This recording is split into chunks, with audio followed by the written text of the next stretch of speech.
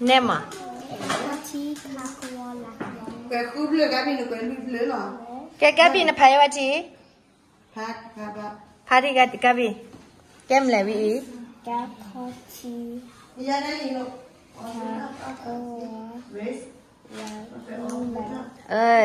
Nên à, ai biết kem lẽ? Cái khó chi là Cái, có muốn mì lẽ, cả phát chứ? Khá cầu gà klơ lô.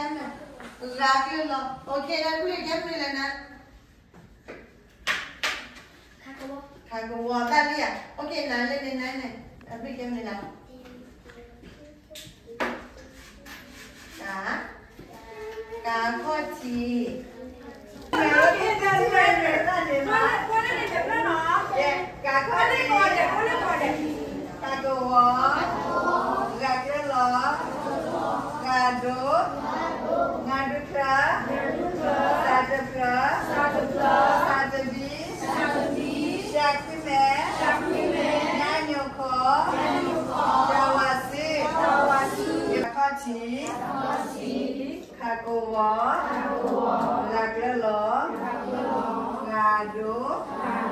，ngadu kle, sade ple, sade bi, shakwe me, nyanyuko, dawasi, yes.